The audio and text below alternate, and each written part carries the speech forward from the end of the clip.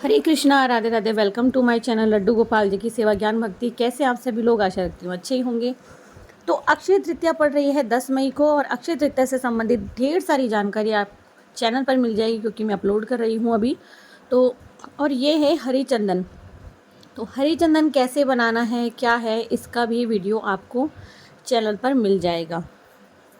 तो अक्षय तृतीया पर बाल गोपाल को हमें क्या अर्पित करना चाहिए और पूजा कैसे करनी चाहिए, कौन सा मंत्र बोलना चाहिए, आज हम इस वीडियो में यही जानने वाले हैं। तो पूजा के लिए जो ज़रूरी चीज़ें पहले वो जान लेते हैं। बाल गोपाल सभी के घर में होते हैं। स्नान के लिए आप एक बड़ा बर्तन ले लीजिए और फलों के रस से, फूलों के रस से आप स्नान करवा सकते हो।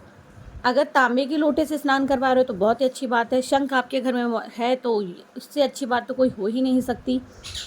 कलश, दूध, जो भी आपने फलों का रस लिया है, फूलों का रस लिया है, वो पुष्प ले लीजिए, तुलसी मंजरी ले लीजिए, ठाकुर जी को पहनाने के लिए कुछ आभूषण, और क्योंकि पूजा भी कर रहे हैं साथ में हम लोग, तो दीपक, तेल, रुई, फूलबत्ती, तुलसी दल और तिल जिससे हम पूजा करेंगे, फल, मिठाई, नारियल, पंचामृत, सूखे मेवे, माखन, मिश्री, जो भी आप लेना चाहते हैं। तो पूजा कैसे करनी है?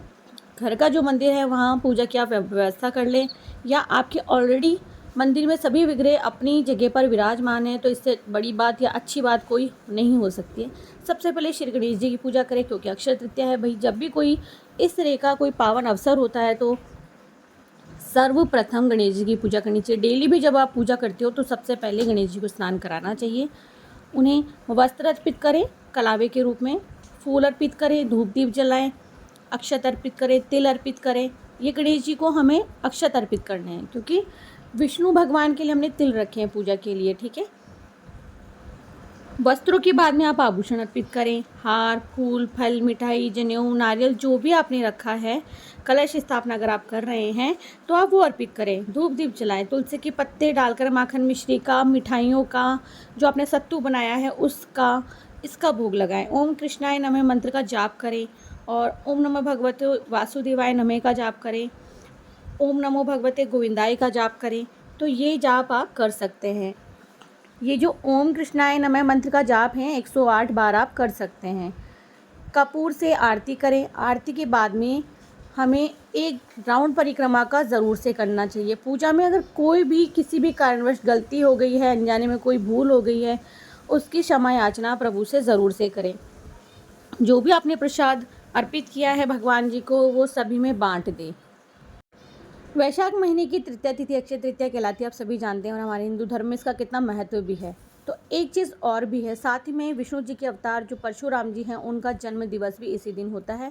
मगर इस दिन श्री कृष्ण के चरणों के दर्शन अनिवार्य होते हैं।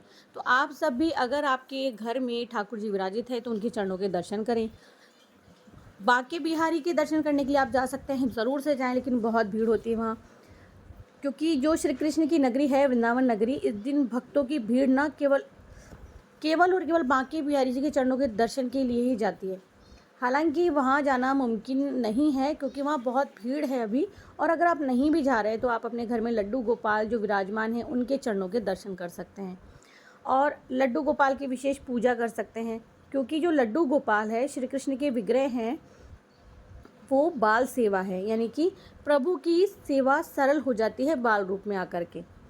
तो पूजा कैसे होती है मैंने आपको बता ही दिया है। वैसे तो इस दिन ना आप लड्डू गोपाल के चरणों में ढेर सारा चंदन का लेप कर सकते हैं, मस्तक पर कर सकते हैं, पूरे उनके श्री अंग पर कर सकते हैं। ये उन्हें ठंडक पहुंचाता है, और इसकी सुगंध से लड्डू गोपाल बहुत अधिक प्रसन्न होते हैं।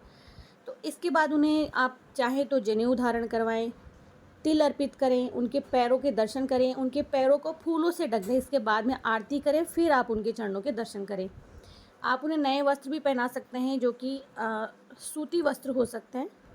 हो सके तो आज के दिन आप पीले रंग का श्रृंगार करवाएं, क्योंकि पीले रंग का चंदन आप उन्हें अर्पित कर रहे हैं। लड्डू का भोग लगाएं। सत्तू का लड्डू भी आप बना सकते हैं, और सत्तू का लड्डू साथ में आप जो चंदन का लड्डू बनाएंगे वो आप उनके चरणों में अर्पित करें। राधा रानी की भी पूजा करें। ऐसा नहीं है केवल लड्डू गोपाल की ही पूजा करनी है। आप अपनी जो भी आस्था है, जितनी श्रद्धा है, उसके अनुसार आप राधा रानी को कुछ भी अर्पित कर सकते हो, उनकी पूजा कर सकते हो। तो इस तरह से अक्षय तृतीया की पूजा होती है। सुदामा और द्वारकाधीश की कहानी इस दिन सुनी जाती है। कथा के अनुसार जिस दिन श्री कृष्ण के निर्धन जो मित्र थे सुदामा जी, उनसे मिलने द्वारका पहुंचे थे और उस दिन अक्षय तृतीया का ही दिन था। तो देखिए ये जो दिन है कितना विशेष है। अगर आप कुछ नया खरीदना चाहते हैं तो वो भी आप बिना पुरोहित से पूछे इस दिन खरीद सकते हैं। श्री कृष्ण के साथ साथ में आज के दिन सुदामा जी की पूजा भी होती है। तो जहाँ तक है मैंने आपको सब कुछ बताया है कि पूजा कैसे करनी है, क्या रखना है, और भोग में जो ऋतु फल हैं उनका भोग लगाना है, जिनकी तासीर ठंडी होती है उनका भोग लगाना है। जैसे कि सत्तू का शरबत हो गया, खीरा, ककड़ी, तरबूज जिसे मतीरा भी कहा जाता है, और अंगूर का, इन सब का आप भोग लगा सकते हो। आरती के बाद में ही चरणों के दर्शन करें और बाकी सबको दर्शन करवाएं। और प्रभु को ठंडक प्रदान करने के लिए आप उनके चरणों पर भी जो है चंदन का लेप कर सकते हैं, और चरणों के साथ साथ में आप उनके मस्तक पे कर सकते हैं। अब आप कहेंगे कि जो हमारे बड़े विग्रह हैं हम उनको चंदन कैसे लगाएं, क्योंकि ज़्यादातर जो मार्केट के चंदन होते हैं उनमें रंग आता है। तो जो लकड़ी वाला चंदन आता है आप उसे घिस के उसका लेप कर सकते हो, वो रंग नहीं छोड़ता है। तो आशा करती हूँ आपके लिए जो वीडियो है इन्फॉर्मेटिव होगा। अगर इन्फॉर्मेटिव है तो प्लीज़ जल्दी से आगे शेयर कर दीजिए ताकि बाकी सबको भी लाभ मिले। मैं मिलती हूँ अगली वीडियो में, तब तक के लिए हरे कृष्णा, राधे राधे। आप सभी को अक्षय तृतीया की ढेर सारी शुभकामनाएं। जय श्री राधे।